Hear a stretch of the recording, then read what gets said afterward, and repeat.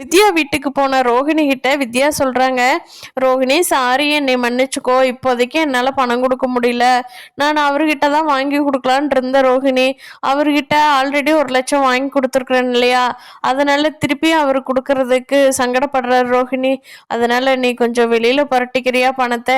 என்னால் புரட்டி தர முடியல ரோஹிணி. இதனால் உங்கள்கிட்ட ஃபோனில் சொல்ல முடியல.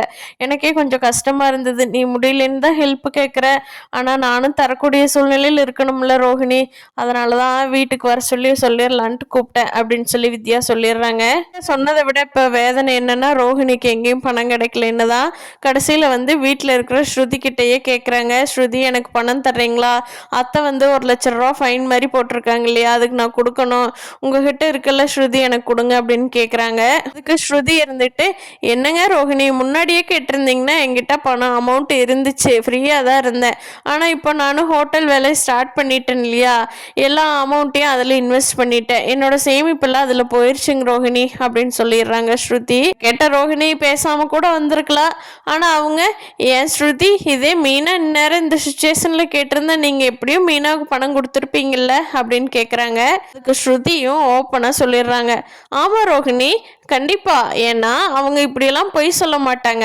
அப்படியே ஏதாவது பொய் சொல்ற சூழ்நிலை வந்தாலும் அத்தைக்கு கடன் வாங்கி செயின் வாங்கி போட வரமாட்டாங்க. அப்படியே அது ஒருவேளை அவங்க முடிவு தப்பா போயிருந்தா கூட திருப்பி நான் பணம் கொடுக்குறேன் அப்படின்னு சொல்லி ஒத்துருக்க மாட்டாங்க.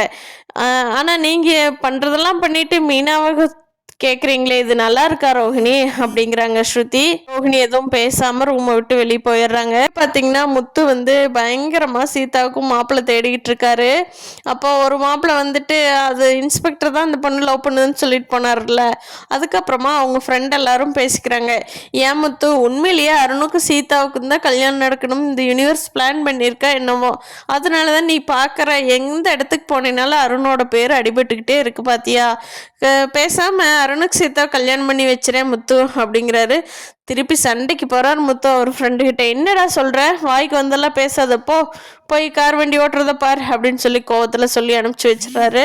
ஃப்ரெண்ட்ஸ், ரோஹிணி எப்படி இந்த பிரச்சனையிலேருந்து வெளிவர்றாங்க, அருண் சீதாவை பற்றி முத்து எப்போ உண்மையெல்லாம் தெரிஞ்சுக்க போகிறாருன்னு இனி வரும் நாட்களில் சந்திப்போம். இந்த வீடியோ பிடிச்சிருந்தா லைக் பண்ணிக்கோங்க. நீங்கள் என்ன நினைக்கிறீங்கன்னு கீழே கமெண்ட் பண்ணுங்கள். தேங்க்யூ.